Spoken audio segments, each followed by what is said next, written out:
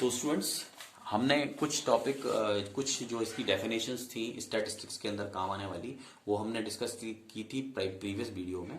अब हम इसमें कुछ और के बारे में बात करते हैं, फिर हम इसका चैप्टर जो एक्सरसाइज है वो शुरू करेंगे। पहला है variable. A quantity which can take different values is called a variable. Variable का मतलब हुआ कि जो जिसकी अलग अलग वैल्यूज आती हैं, कई सारी वैल्यूज होती हैं, तो उसे आप कह देते हैं वेरिएबल। ये बिल्कुल ऐसे ही है जैसे एल्जेब्रिक एक्सप्रेशन में कांस्टेंट और वेरिएबल आपने जो पढ़ा था। तो वेरिएबल क्या था? वेरिएबल था जिसकी वैल्यू जैसे एक्स से ए बी सी डी कुछ भी एक्स वाई जेड जो भी, तो जो हम वैल्यूज लेते थे वहां वेरिएबल की कई सारी वैल्यूज होती थी। कांस्टेंट का मतलब है एक फिक्स नंबर। तो यहां पे कुछ ऐसा ही है कि quantity which can take different values, तो आप उसकी अलग अलग वैल्यूज क्वांटिटी की ले सकते हैं किसी की भी, तो उसे कहते हैं variable. For example height, age and weight of students in the class, ये आर थ्री वेरिएबल्स। तो हाइट, एज और वेट ऑफ स्टूडेंट्स, तो स्टूडेंट्स का हाइट, वेट या एज लेंगे हम, तो इसको हम कहेंगे ये वेरिएबल अलग, मतलब हाइट अगर स्टूडेंट्स इन द क्लास होगी तो स्टूडेंट्स की अलग अलग हाइट होगी, आप अलग अलग हाइट लिखेंगे ना, तो इसका मतलब है कि स्टूडेंट के अकॉर्डिंग इसकी वैल्यू वेरी करेगी, बदल जाएगी। ठीक है। उसके बाद आता है इसी में कॉन्टिन्यूअस वेरिएबल।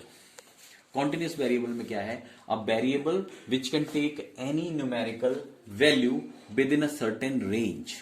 ठीक है। वेरिएबल में न्यूमेरिकल वैल्यू लेते हैं जिस वेरिएबल में एक सर्टेन रेंज के अंदर। ठीक है। एक फिक्स रेंज के अंदर की हमने एक लिमिट बना ली, यहां से यहां तक लेना है। जैसे एग्जांपल है wages of workers in a factory. तो वर्कर्स की जो वेजेस हैं उसके रिगार्डिंग अगर कोई आप वैल्यूज लेते हैं तो हम ये कहेंगे कि ये कॉन्टिन्यूस वेरिएबल है, क्योंकि सर्टेन एक फिक्स रेंज के अंदर से, जैसे हमने कहा कि 1 से 10 के बीच के जितने नंबर्स हैं वो एक सर्टेन रेंज हो गई जो 1 से लेके 10 तक है, और 1 से 10 के बीच के सारे नंबर्स को हमें कंसीडर करना है। ठीक है। और डिस्क्रीट वेरिएबल, नेक्स्ट पॉइंट इसमें है discrete variable. A variable which can not take all possible values between two given values. तो कुछ ऐसे वेरिएबल होते हैं डिस्क्रीट जिन्हें बोलते हैं, जिसमें कि हम सारी पॉसिबल वैल्यूज नहीं ले सकते। For example number of members in a family. अगर आपसे कहा जाए कि number of members in a family, तो आप एक आंसर देंगे किसी के घर में 4, 3, 4, 5, 6, 7, 8 यही मेंबर्स होंगे। इसका मतलब है कि केवल हमें नेचुरल नंबर ही लेना है, फ्रैक्शन नहीं ले सकते। फैमिली में कभी 3.5 मेंबर नहीं हो सकते। तो हम डिस्क्रीट वेरिएबल के केस में जो भी एग्जांपल लेंगे, जो भी वेरिएबल की वैल्यू रहेंगे, वो एक नेचुरल नंबर होगा, एक कंप्लीट नंबर होगा, फ्रैक्शनल पार्ट इसमें नहीं यूज होगा। दूसरा एग्जांपल इसमें था number of workers in a factory. तो फैक्ट्री में जो वर्कर्स का नंबर है वो भी एक नेचुरल नंबर ही होगा। ठीक है। कोई फ्रैक्शनल पार्ट, कोई डेसिमल वाला पार्ट नहीं होगा, एक्स्ट्रा छोटा हिस्सा उसके साथ नहीं होगा, ये कंप्लीट नेचुरल नंबर लेना है। लेकिन कॉन्टिन्यूअस के केस में हम दोनों काम करते हैं, इसमें फ्रैक्शनल पार्ट भी ले सकते हैं, इसमें डेसिमल भी लेते हैं कॉन्टिन्यूअस वेरिएबल में, मगर डिस्क्रीट में एक सर्टेन रेंज में नेचुरल नंबर्स ही लिए जाते हैं। ठीक है। उसके बाद आता है रेंज, जो मैं आपसे बार बार मिनिमम और मैक्सिमम की बात कर रहा था, वही है ये कि the difference between the maximum and minimum values of a variable is called it's range. तो आपको कोई भी डाटा दिया हुआ है, उसकी मिनिमम और मैक्सिमम, सपोज डाटा में कोई वैल्यू दी है 0, ठीक है, तो मिनिमम वैल्यू दी है 0 और मैक्सिमम दी हुई है 10, तो इसकी रेंज हो जाएगी 10 - 0 = 10। ठीक है। तो जो लोअर लिमिट और अपर लिमिट यानी दो मैक्सिमम और मिनिमम पॉइंट के बीच का डिफरेंस होता है रेंज। तो जो मिनिमम वैल्यू है वेरिएबल की और जो मैक्सिमम वैल्यू है उनका डिफरेंस निकालेंगे, उसे कहते हैं हम रेंज। फिर आता है वेरिएट। वेरिएट क्या है? A particular value of variable is called variate। तो किसी वेरिएबल की कई सारी वैल्यूज होंगी, उसमें से अगर केवल एक वैल्यू को लेंगे तो उस एक वैल्यू को बोलेंगे हम वेरिएट। ठीक है। तो ये वेरिएट क्लियर होगा, केवल सिंगल ऑब्जर्वेशन को हम वेरिएट कह देते हैं। ठीक है। और कुछ डेफिनेशन है मैं बताता हूं अभी आपको। हाँ, तो स्टूडेंट्स, जो हमारा नया इसके बाद नया हेडिंग है या वो है प्रेजेंटेशन ऑफ डाटा। ठीक है। डाटा को प्रेजेंट कैसे करते हैं? ठीक है। Presentation of data, putting the data into continuous form और in the form of a table is known as presentation of data. अगर डाटा आपका डिस्क्रीट है, बीच बीच में कनेक्ट नहीं दिखाई पड़ेगा, ठीक है, जब क्वेश्चंस आएंगे तो मैं एक बार फिर आपको बता दूंगा, तो उसे एक कंटिन्यूअस फॉर्म में लेना है, सो दैट कि हम उसे एनालाइज कर पाएंगे और उसको उस डाटा से अगर हमें कुछ टेबल बनानी है तो प्रॉपरली बना पाएंगे। तो उसके लिए सबसे पहले उसे कॉन्टिन्यूअस फॉर्म में करते हैं, ठीक है। तो क्वेश्चन आएगा तो मैं आपको बता दूंगा फिर से, ठीक है। उसके बाद आती है फ्रीक्वेंसी, ठीक है। अगर एक ऑब्जर्वेशन कई बार होता है, एक ऑब्जर्वेशन कई बार होता है, तो उस अब जितने बार वो होगा उतनी फ्रीक्वेंसी हो जाती है उसकी, उतने नंबर ऑफ फ्रीक्वेंसी होती है। इसका जो डेफिनेशन देखें आप, the number of times an observation occur is called its frequency. तो एक ऑब्जर्वेशन जितने बार होता है उतना, उसी को कहते हैं हम कि इसकी उतनी वही उसकी फ्रीक्वेंसी बोली जाती है। ऑब्जर्वेशन जितनी बार होता है उतनी वही नंबर उसका फ्रीक्वेंसी होती है। सपोज कि अगर आपके पास 1 से लेके 100 तक नंबर्स हैं, या कोई बहुत सारे नंबर्स लिखे हैं, उसमें 3 टाइम्स 1 आता है, तो जो ऑब्जर्वेशन हुआ वो हो गया 1, और वो कितने बार उसकी फ्रीक्वेंसी हो गई 3, ठीक है, क्योंकि वो 3 बार आ रहा है आपके पूरे डाटा के अंदर। उसके बाद आता है frequency distribution, the tabular arrangement of data showing the frequency of each observation is called its frequency distribution.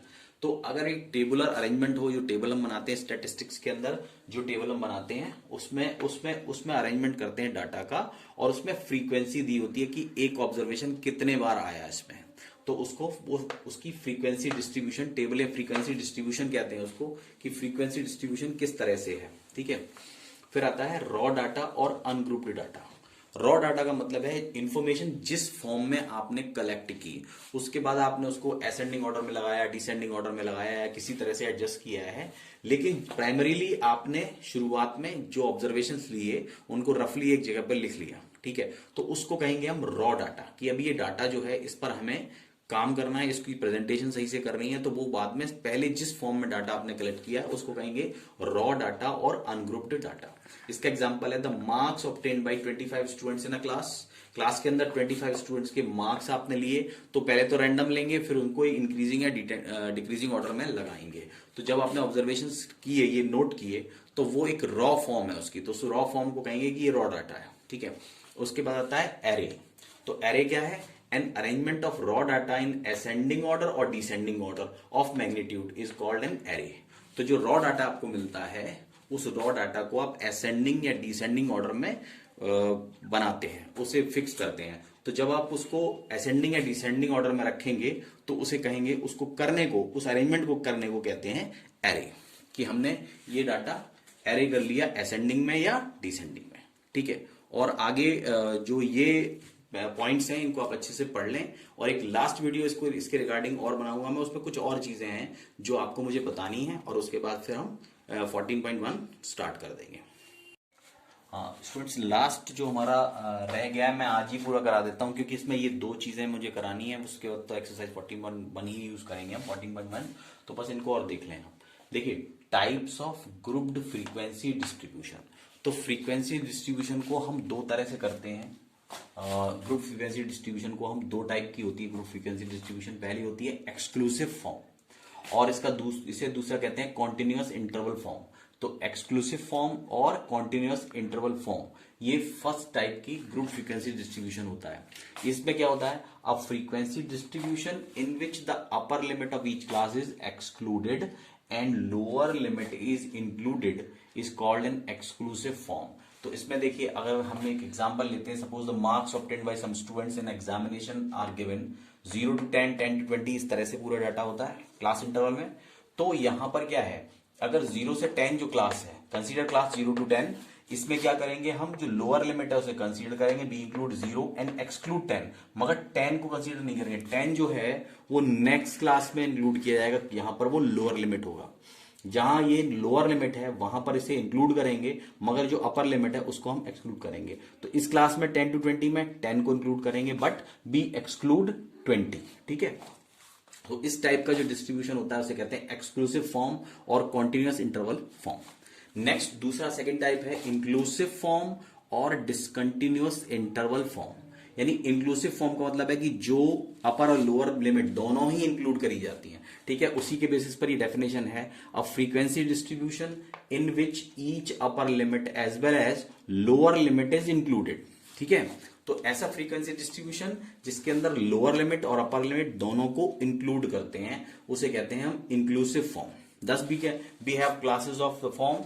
अगर हमारे पास जो फॉर्म होगी वो होगी 0 to 10, 11 to 20, 21 to 30 एटसेट्रा।